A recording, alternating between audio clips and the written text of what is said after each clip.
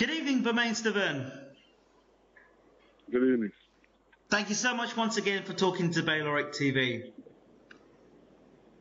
No problem. It was a pleasure.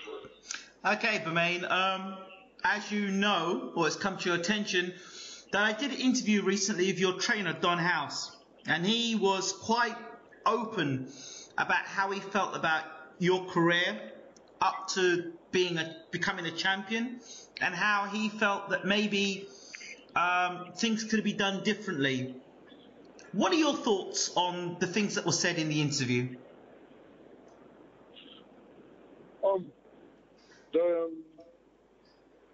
Well, my thoughts are different. If the thoughts that I had when I heard the interview before talking to him is different than when I spoke to him after hearing the interview. So there was a lot of things that was brought to him that was untrue. And I mean, can I blame him for believing what was said? No, I can't blame him. But since we sat down, I mean, we talked to each other, and then we sorted it out and figured it out. And this stays, it's been like this for many years. People will talk, and they will continue to talk. Okay. That's just the nature of humans, should I say. Okay. One of the statements that were made in the interview was that the claim was that instead of you being training, you were out in clubs, strip clubs and bars, and really living the life of a playboy rather than actually being fighting. Can you explain that to us? I mean, should I explain that? I mean, what can I explain? I mean, I don't know where is this coming from. Do I sit in my room behind closed doors between four walls? I don't. Do I leave the house to go out? I do go out. But my training comes first. I don't know. I think all my team would talk for me, and I mean, I haven't missed any days of workout. And like I said, I'm not really here to prove to anybody to prove myself to them. But everything was done properly with my training. I was well prepared, and the result of me losing the title is far from being out there, like they say. The dehydration, the matter of dehydration, how did that come about? Because there's so many different stories going around. Now I'm talking to you. How did that dehydration happen? Well, you know, first of all, I'm not a person that likes to drink water. I know it's weird to say, but I just don't like to drink water. I would train and don't drink water the whole day. I mean, not the whole day, but the few hours that I'm in the gym.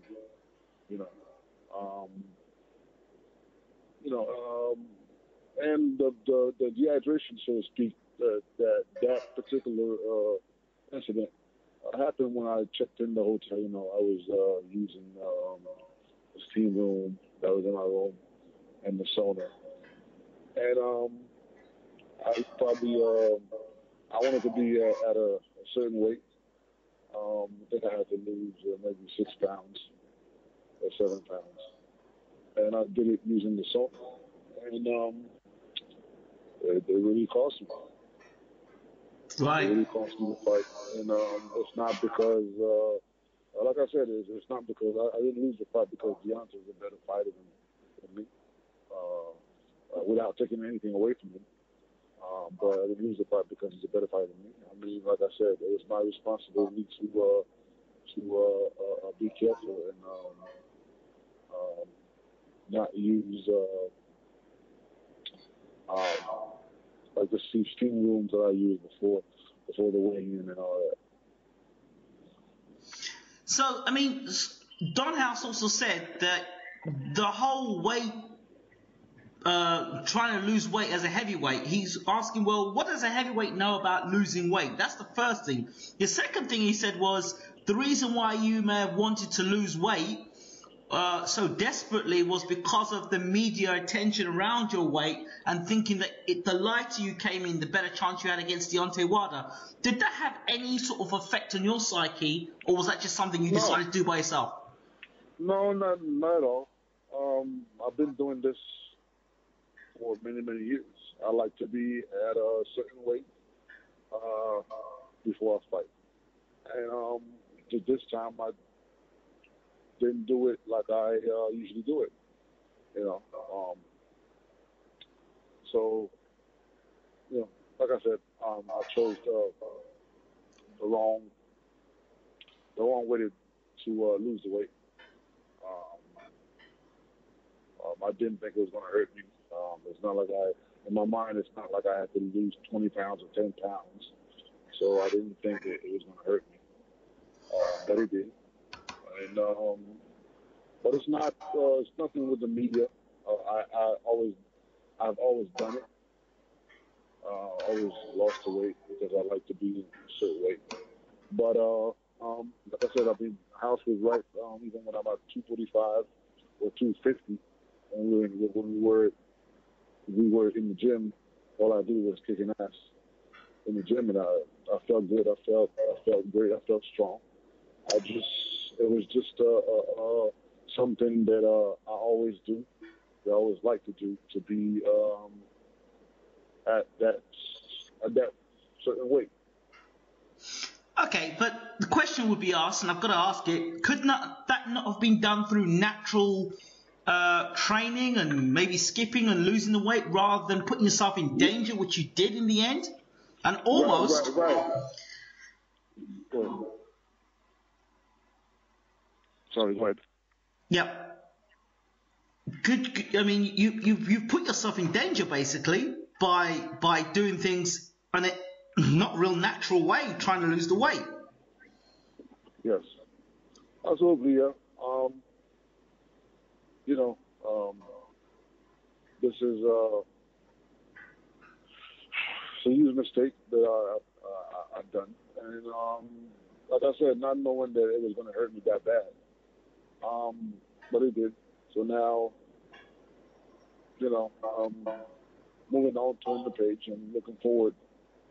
You know, so you can only learn from your mistakes.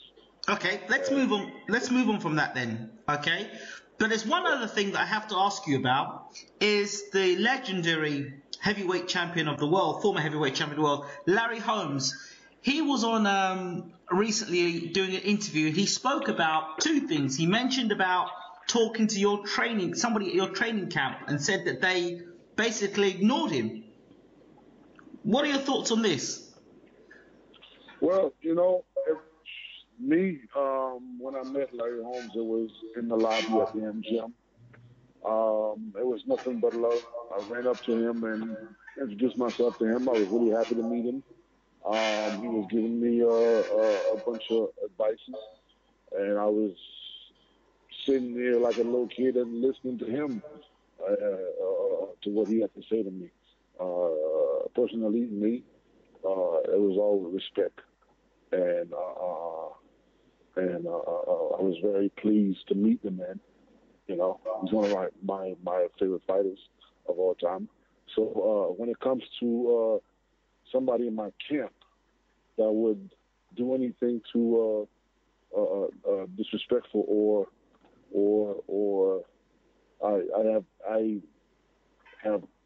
I don't know. I really don't know where is that coming from.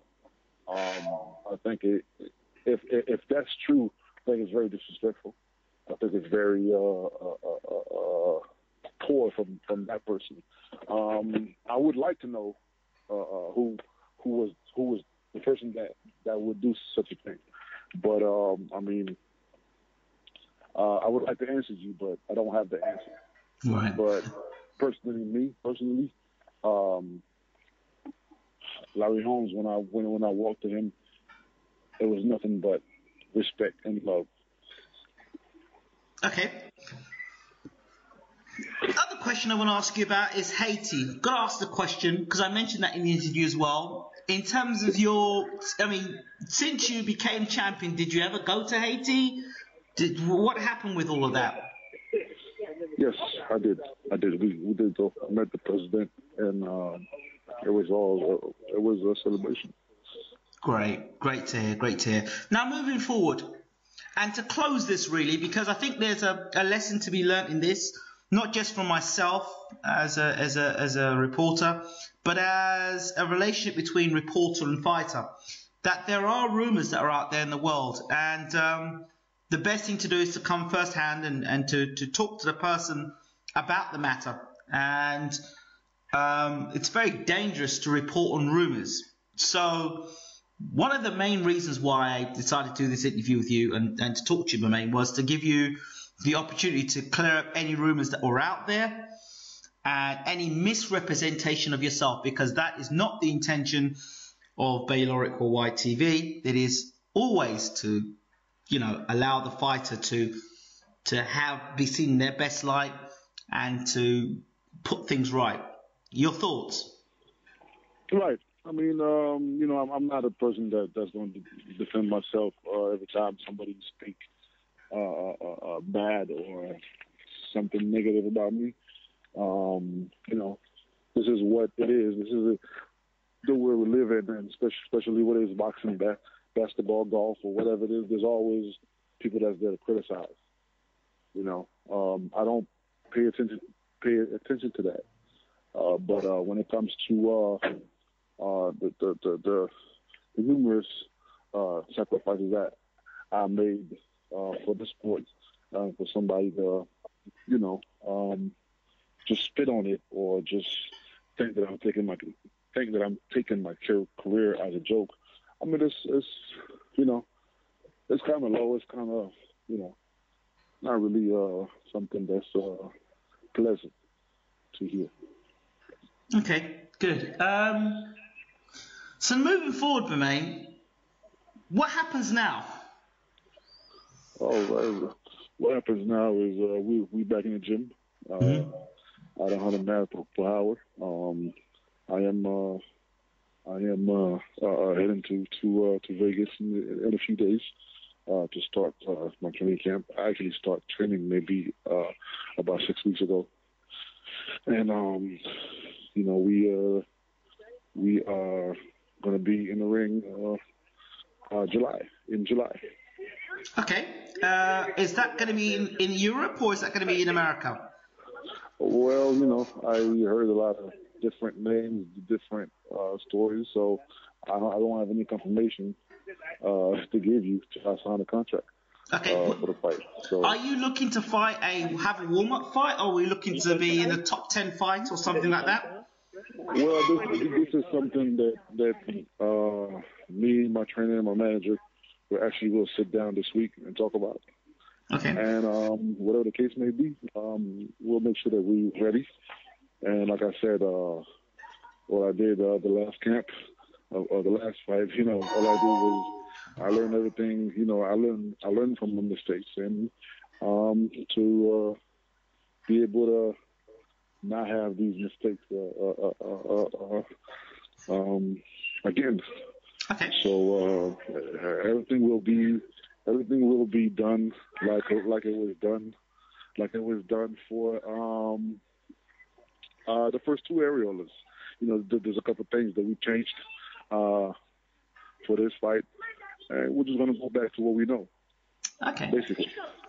Okay, and this is something I want to clear up, because I know, having spoken to you at length on numerous occasions, in recorded interviews and off air, that you're a very easy guy to talk to. But if you were to go through YouTube and watch clips, highlights of 2 or 3 minute interviews of you, the public perception is that Bermane Stiverne doesn't want to talk to the public. Bermane Stiverne doesn't care about the public. And That I found myself to be untrue. And in the interview that I did with Don House, he alluded to the fact that, you didn't really want to do interviews. Can you clear that up as well? The fans gave me nothing but support. And probably the reason why I did do something about the interview last month is because most of the message came from the fans, and pretty much I was surprised because some of them were angry. They were more angry than me. So, what can you do without fans? Absolutely. And probably since the fight, I had more people walking to me than I was actually a champion. Wow. And I had new fans, and I appreciate the fans and the words that's out there about me not wanting to give interviews. Just to clarify, it was just an incident that happened with one of those reporters, and which I still give interviews, but I just don't go out of my way like I would do for somebody else.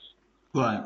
For him. So whenever I'm done doing what I'm doing, I don't like to say that, but it's just something that was done, and it was very disrespectful. And I'm not gonna call him and curse him out or tell him how I feel about it. It's just it is what it is. Like I said, people talk, people got their opinion, but it doesn't mean that it needs to be disrespectful. You know what I'm saying? So, like I said, I have no problem talking with whoever that wants to interview. I always say yes to the people that wants an interview.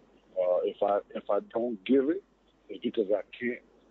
But there's other times that we could rearrange or making a new a schedule for the interview. So, like I said, the people that's just talking about me not wanting to give interviews is just a lie, because the interviews are for the fans, and I'm all about fans. Bermane Stiverne, thank you so much for talking to Bayloric TV, and thank you for, being as open, as honest as you was. And I'm sure the fans will be happy to hear that you've not only responded but cleared up those rumours about yourself.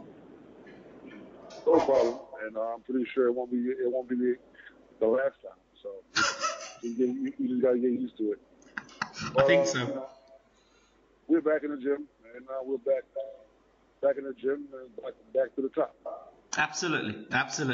Thanks again, Bermane Stiverne.